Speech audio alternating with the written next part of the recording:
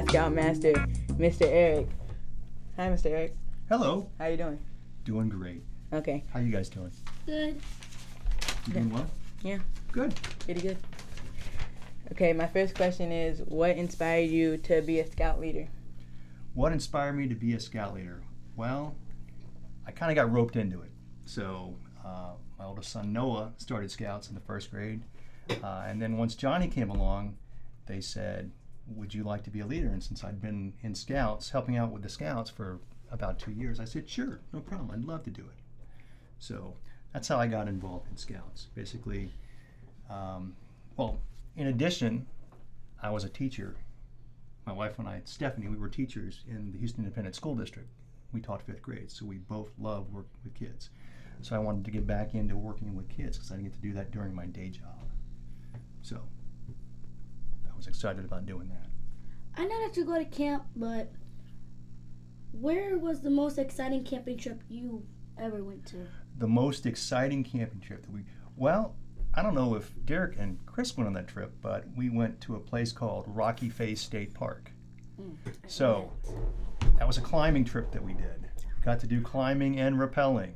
That was really exciting.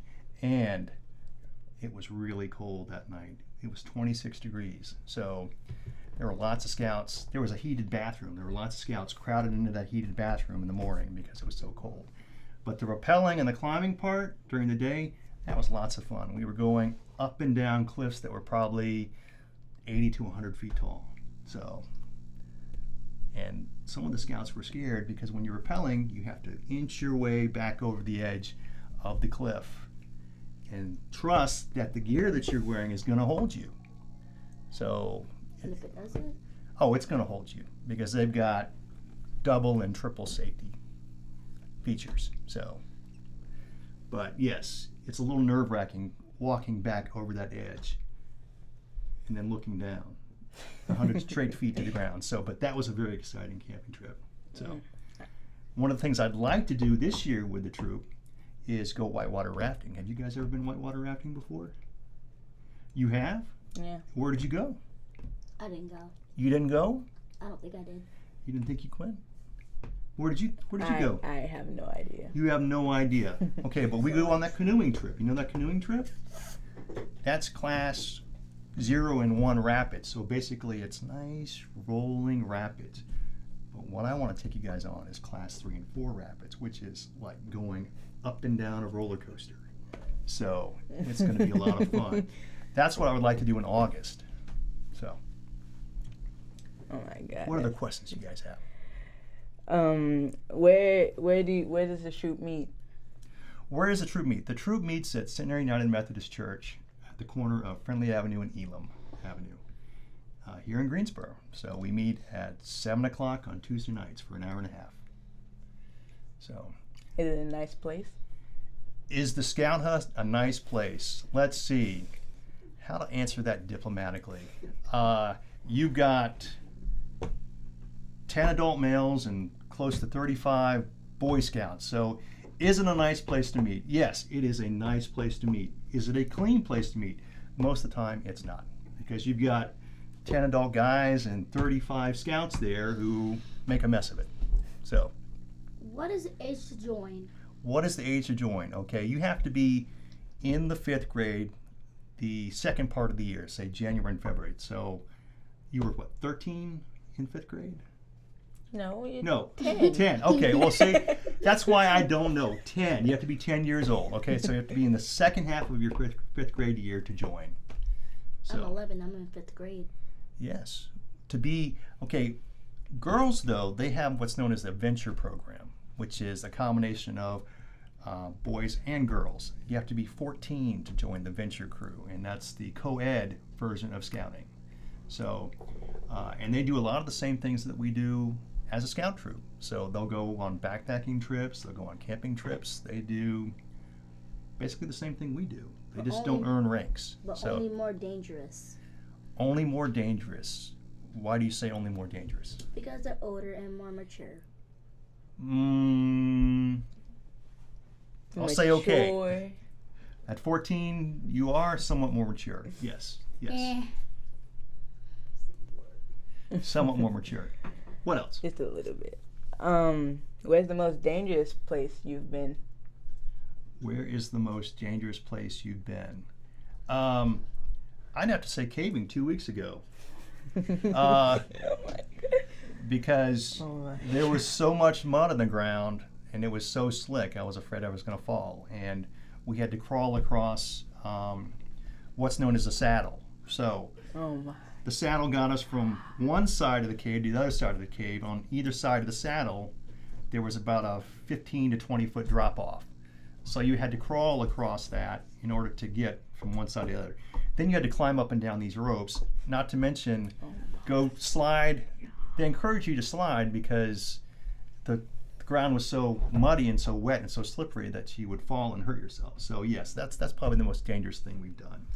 Don't go to that cave because it's a big thing that you have to climb up. It's like a straight wall. You have to climb that up, and then it's more. It's too no. Okay, you go ahead. So, what else? How can kids join Boy Scouts? How can kids join Boy Scouts? Well, they can contact their local council, which is the Old North State Council, and find out the nearest troop to them, or they can go on search BSA locator on the internet, so and find the closest troop to them, and then contact them via that.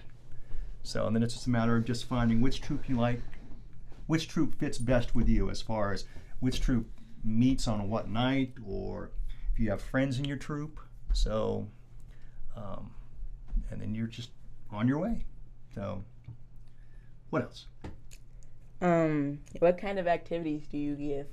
What kind of activities? Well, what's your favorite thing we do on a Tuesday night? Cleaning the scout hut, right? No. That's what it is, right? Yes? My favorite thing would have to be, when we sleep out at the hut and we play manhunt. That's right. So, what we try to do as a troop is the adult leaders, and Scouts is what's known as boy led. So you guys have a senior patrol leader, assistant senior patrol leader, and the adults work with them to create activities that they learn skills at that aren't boring. So we do things like knot challenge, or we'll build a rope bridge that they can cross, or we'll play team building exercises. So things that get you guys involved so that you're not just sitting there reading your scout book verbatim, because the last thing you guys want to do at the end of a long school day is come and sit and listen to us drone on and on and on about this is how you tie a knot. I'm not going to show you, but this is how you do it. Now you need to do it yourself. So we try to make things exciting for you so that it's called experiential learning. EDGE, which stands for what? Explain, demonstrate, guide, enable. Which, so, meaning, explain what? So, say for instance, you're teaching me how to tie a square knot. So you're doing what as far as explaining? Explain what the knot is used for. Okay, and then demonstrate. Demonstrate how to do the square knot. Okay, and then you're going to actually physically do what next? You're going to guide me on how to tie that. So by explaining and demonstrating and guiding, then you've enabled me to learn how to tie a square knot. It's the adage of, what is it? It's give a man a fish, he doesn't know anything. Teach a man how to fish, he knows how to feed himself. So it's the same thing. It's spiritual education. That's one of the things that attracted me to scouting, was that it's the same principle that we had at the school that I taught at. So we did experiential education too. So it's very exciting. We cooked last Tuesday too. That was pretty fun. Yes, and what did you guys cook? My group, we cooked rice with that meat stuff. I forgot what it was called. Spam. Yes. And ramen. And ramen. Ramen sauce. And why did you guys cook that? Because y'all was teaching us how to make it easier to cook on the hiking trip. That's right. So we were trying to, there are several different options of when you go backpacking. Backpacking is you carry your backpack on you and you hike someplace and then you set up camp. Well, you don't want to bring a huge stove with you. You want to bring a small backpacking stove. So what we do is we try to present the scouts with alternatives as to what they could cook. As opposed to spending $25 on a freeze-dried meal, they could take simple things that you guys like to eat, like ramen noodles, and make that instead. So, Is learning your activities hard? is learning the activities that we teach hard? Well, it can be. It just depends on how complicated the activity is. So, say for instance, if I'm setting up a compass course, then I have to figure out the spots of the compass course, and then I've got to actually lay it out, and then figure out what turns of the compass course, what degrees of each station is in order to get to the next station. So it can be complicated.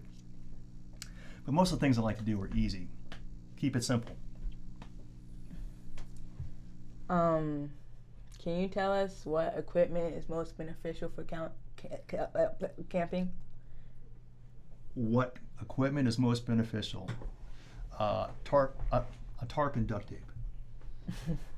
Why? Why do you think a tarp? So the rain could go on the tarp and not get to you. That's right, and so you have something to put underneath your tent so the moisture doesn't wick up and get your sleeping bag wet. Why duct tape? They can tape the tent down? That's right, so you can fix things with duct tape.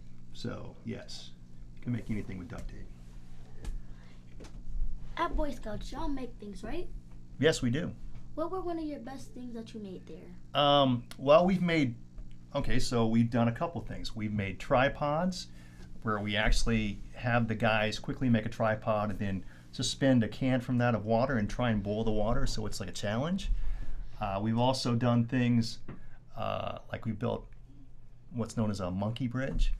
So it's a bridge that spans probably a 40-foot distance, and the boys can walk across that bridge. It's a rope bridge. So, and it's made of all natural material. It's twine and rope and logs. So those are some things that we made. We made teepees. What was one of your best? One of my best what? Best things that you made? One of the best things that I've made? In the Boy Scouts. In the Boy Scouts. Well, in summer camp, we have what's known as a Jack Sparrow race, which is a race where we build a raft and we have two scouts swim around this buoy out in the lake. So we had to build the raft. So we made a bamboo raft. So in weaving the twine in between the pieces of bamboo and making sure that it was secure and that it was solid so that it didn't fall apart once the scouts got on it and went down in the water. That's probably one of the best things we've ever made. I wasn't there. Did we win last year? That's a different story. We did not win last year. We came in 4th place last year. So yes, I know. Shocking, isn't it? Because we've come in first place the 4 years that I've been there. We've come in first place 3 of the 4 years. So, but last year was the exception. So we've made tomahawks at summer camp. You know what a tomahawk is? No, it's explain what a tomahawk is. It's a tiny axe. It's a tiny axe. So what we do is we take a piece of bamboo and then we take a rock and we take a piece of twine and we make a tomahawk. So Rocky, you got anything else?